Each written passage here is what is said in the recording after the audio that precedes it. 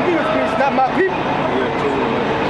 So when Apostle Paul in Romans 9:24 says he's not calling the Jews only, not the Jews only, but also the Gentiles, he's now expounding on what that means.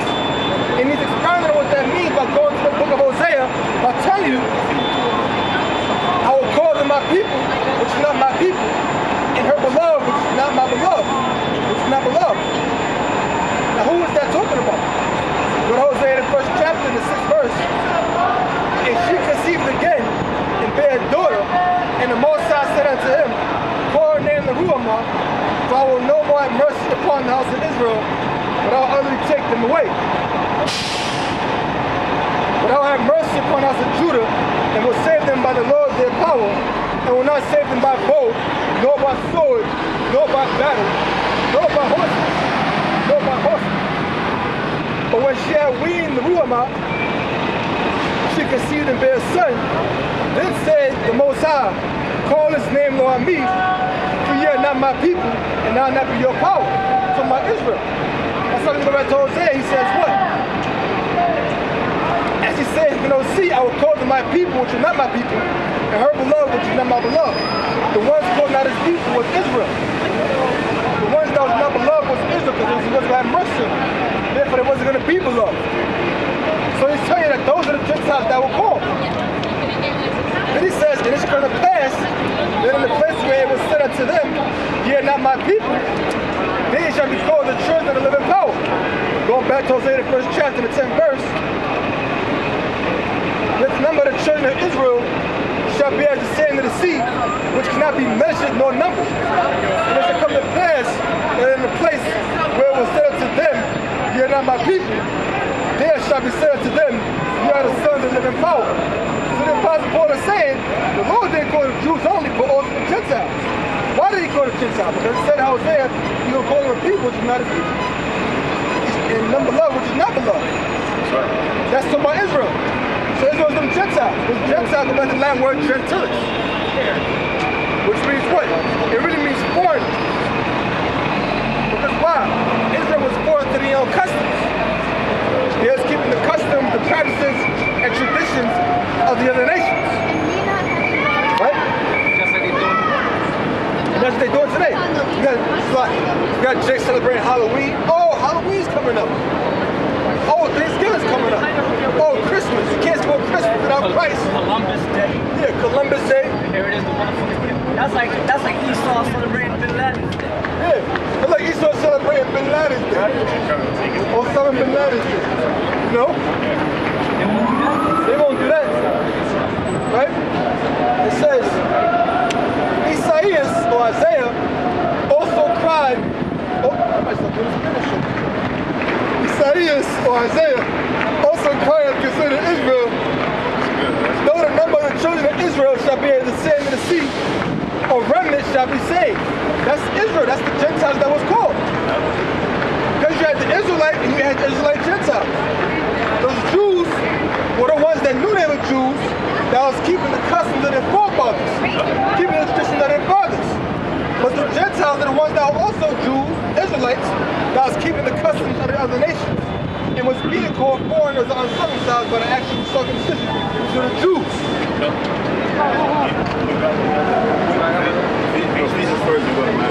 Right. This is Ephesians 2:11. Wherefore remember that ye being in time past Gentiles in the flesh. Right, it says, now remember that ye being in time past Gentiles in the flesh. Now, let's go into what does the word Gentiles mean? It derives from the word gentiles. And all it means is nation. A foreigner. It doesn't mean non-Israelite, non-Jew. That's something people, that's a definition that the devil came up with, the so-called white man. The word Gentile just means a nation. Now, you hold that and go back to Matthew 21 and 43. Right. Matthew 21, verse 43. Therefore say I unto you, the kingdom of the Most High shall be taken from you and given to a nation, bringing forth the fruits thereof. Right. The Greek word there for nation is ethnos. And that's the same word for Gentile. So they could have put the word Gentiles there. It doesn't mean non-Jew. It just means nations. Now, we go into it. Israel became, we can go to the scripture, it says how Israel was cast out as a heathen. So he became as the other nations. So go back to Ephesians and explain to you. 2:11. Right. It says, wherefore remember that ye being in time past Gentiles in the flesh. Other word, they became like unto the heathen, the Gentiles in the flesh. Because what? They wasn't circumcising their children. So they became Gentiles in the flesh. Go ahead. Who are called uncircumcision by that which is called the circumcision in the flesh. Right. It was called uncircumcised by the ones that was being circumcised, Jews in the land, Israelites in the land. Go ahead. By that which is called the circumcision. By that which is called the circumcision. Go ahead. In the flesh. In the flesh. Go ahead. Made by hands. Made by hands. Because the Jews in the land, although they were circumcising they babies on the 8th day, but they wasn't spiritually circumcised. That's why it says they were circumcised by the flesh. Which the Israelite foreigners, they were spiritually circumcised, but they wasn't physically circumcised. He says spiritually circumcised. You gotta bring this up. Jeremiah? Deuteronomy. Deuteronomy 10:16. Circumcised therefore the foreskin of your heart, and be no more stiff-necked. Right, so circumcised therefore the foreskins of your heart, which is the heart's talking about your mind. So you remove the filth of your mind, the foreskin of your mind, which is the filth. That's right. So that's the spiritual circumcision. Exactly. Right? It says, and be no more stiff-necked. And be no more stiff-necked. So let's go. Yeah. Read that one more time. Because they was physically circumcised, they was spiritually circumcised. They was stiff-necked against Yahweh Shah. Right? Top again. It says, Ephesians 2:11. Wherefore remember that ye being in time past Gentiles in the flesh, who are called uncircumcision. But if it's in the flesh, meaning it wasn't circumcising their children. Right? Who are called uncircumcision by that which is called the circumcision. So when Jews seen them, they was Israelites. When they see them, like they go uncircumcised Israelite right there. He's not one of us. That's why Scripture speaks about I don't know the same chapter about the Commonwealth, where it's where we look into the Greek, where Commonwealth means citizenship. So they lost that citizenship among being an Israelite. They looked at them as being heathens. Because they was exercising themselves as the heathens. Like they wore Greek customs, Greek hairstyles, had Greek names. So they was looked at as heathen. It says, who are called uncircumcision by that which is called the circumcision in the flesh made by hands. Yeah, they was circumcised in the flesh, but they was circumcised by that was of the hands. It was the physical circumcision, not the spiritual. Right? I think it's more. Verse 12, that at the time ye were without Yahweh Shai, being aliens from the commonwealth of Israel. Right, being aliens. Oh, that's good. It was alien, meaning they became strangers. They became strangers, foreigners, aliens, because they wasn't keeping the laws, the customs that Israel had. They grew up under the customs of the heathen. Because whatever Israel they carried on the tradition of the heathen. So it says, read that part one more time. That at the time ye were without Yahweh Shai, being aliens from They didn't have this knowledge. They didn't have Yahweh Shai with them. Go ahead. From the commonwealth. The commonwealth meaning citizenship. So they was looked at as heathen, even though their lineage went back to Abraham, Isaac, and Jacob, and they was Israelites. Go ahead. Being aliens from the commonwealth of Israel. So they treat them, the way they would treat them like as a plague, like, get away from me, man. You have nothing to do with this. They knew about that. That's why when Yahushua said, I go somewhere you can't come. Should they go to the He said, will he go to the dispersed among the Gentiles and teach the Gentiles? That word dispersed in the Greek is what? Diaspora. Which means Jews scattered amongst foreign nations. That was common knowledge. They knew that. They looked at them like these guys thrown away. This ain't my brother. It says, and strangers from the covenants of promise, having no hope and without the Most High in the world. And having no hope. So that was the purpose of Yahushua come, because Yahushua came for Israel. And for him to justify or bring the ones that fell off, the ones that declared themselves to be righteous, they had to go off. So you had to level out the playing field. So I'm coming on to them because the same purpose that they was cast off, you did the same thing. So that way, all Israel can come to the fold and receive forgiveness of sins. I got a definition for you. Yeah. I got a definition. It's the word Gentile Wikipedia, right? It says Gentile derives from the Latin gentilis, which itself derives from the Latin gens, from which together with forms of the cognate Greek word genos, also derive gene, general, genus. That's just OCT. They're going to show you that the word, like when a person sees the word Gentile, what comes to their mind is a non-Israelite, non-Jew, and that becomes a definition. The word Gentile is also, we get the word gene, which means, gene means, we get the word race, lineage, so it means of a nation. That's all it meant. That's all it meant. When you go to the word gentilis, it says gens, clan, tribe, illis, Clan. isle. Israel's their clan. The Israelites one clan. Esau's one clan. It says, or belonging to the same family or gens, of slaves who bore the same name as their master, foreign, exotic, or belonging to the same people or nation. When you read on, it says, the original meaning of clan or family was extended. It said, the original meaning of clan or family was extended in post-Augustan Latin to acquire the wider meaning of belonging to a distinct nation or ethnicity. Later still, the word came to refer to other nations, not a Roman citizen. See? So the Romans were people gens or gentilis who wasn't citizens of Rome. Because they were like foreigners. Does that mean they wasn't crackers themselves? No. That's it.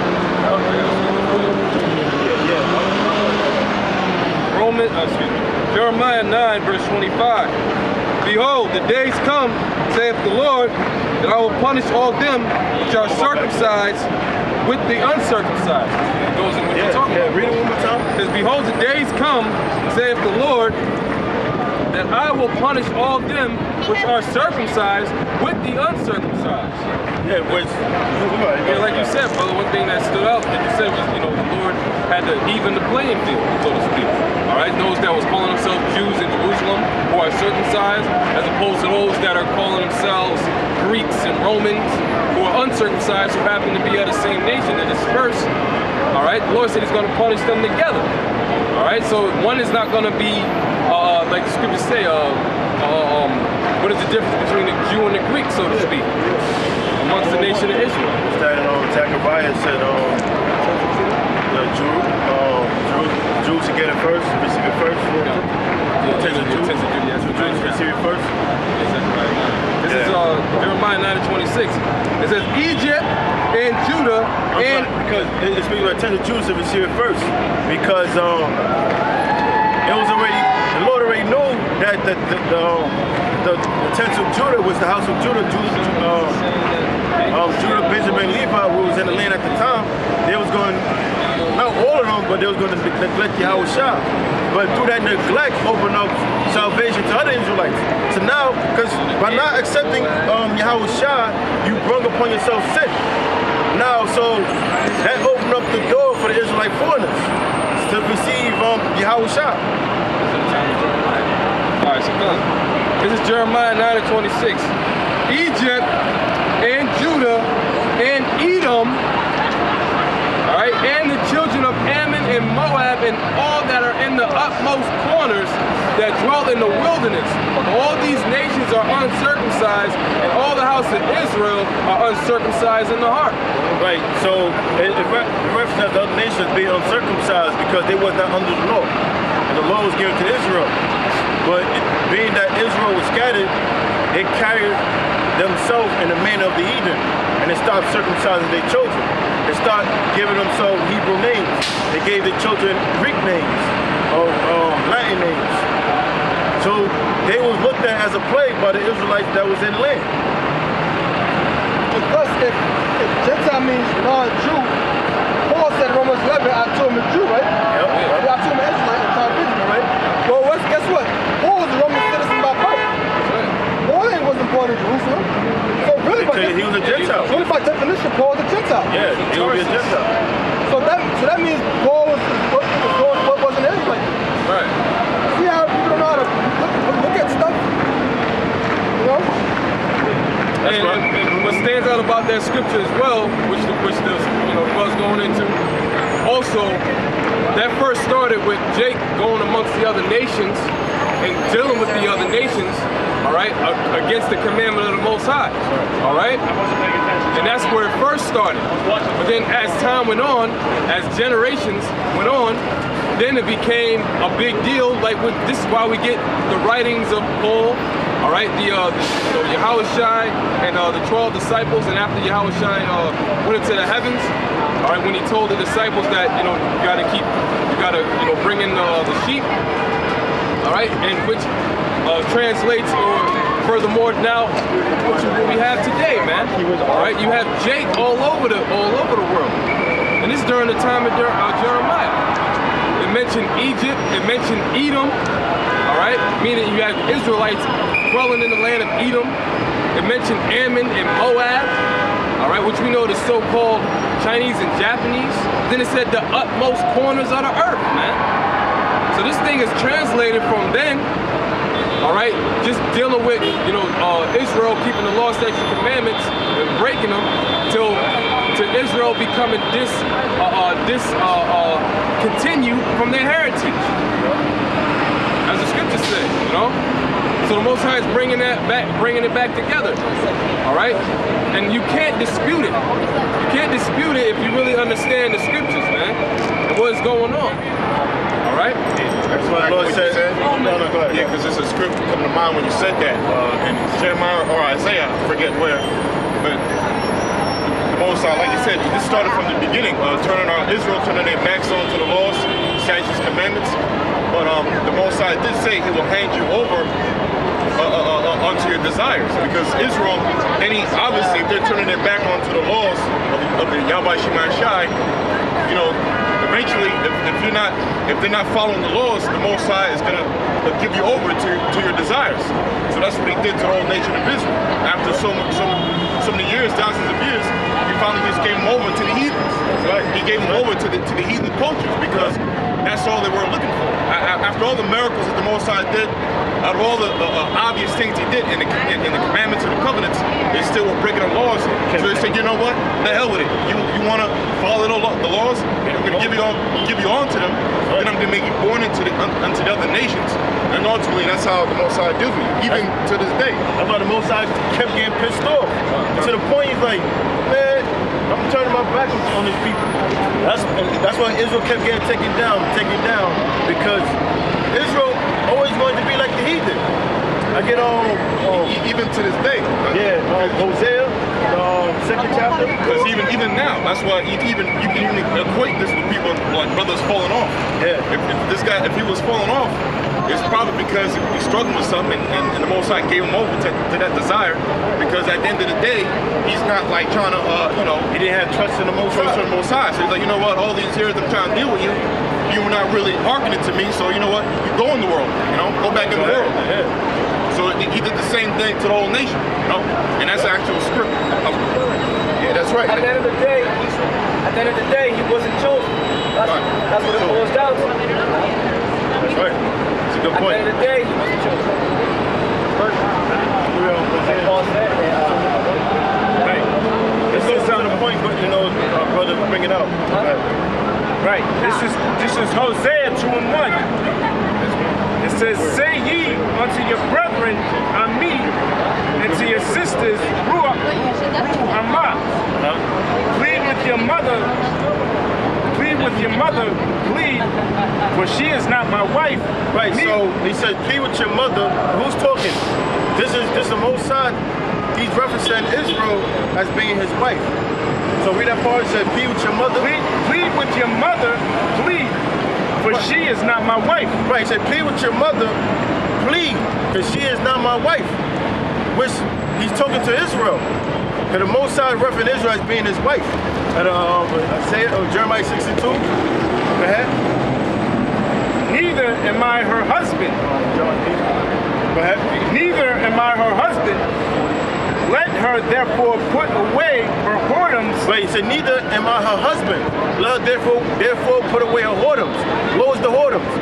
The worshiping of other gods. So the Most High compared that as being spiritual adultery. So he said, "Let her therefore put away her whoredoms." Come out these different religions, so to speak. Go ahead.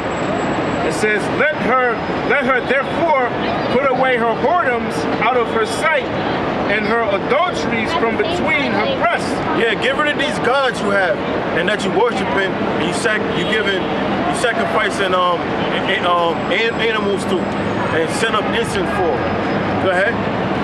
"Lest I strip her naked and set her as in the day that she was born." Like, lest I strip her naked and set her as in the day she was born. That's like you dealing with a woman, you giving everything to that woman. When a phone needs to get paid, a phone bill needs to get paid, you paying her bill. She needs clothes, you giving her clothes. Feeding her, giving her shelter, giving her the nicest gear, so on and so forth.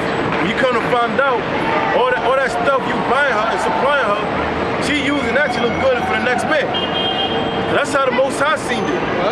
The Most High gave Israel the best of the land. He let it flourish. He gave them prosperity. And what did they do? All the blessing that they received from the Most High, they were sacrificing it unto the other nations. Go ahead. It says, "Lest I strip her naked and set her as in the day that she was born, and make her as a wilderness, and set her like a dry land." Like, and set her as a dry land, an unfertile land. That's what the Most High did. He made Israel a dry land, meaning not having this knowledge.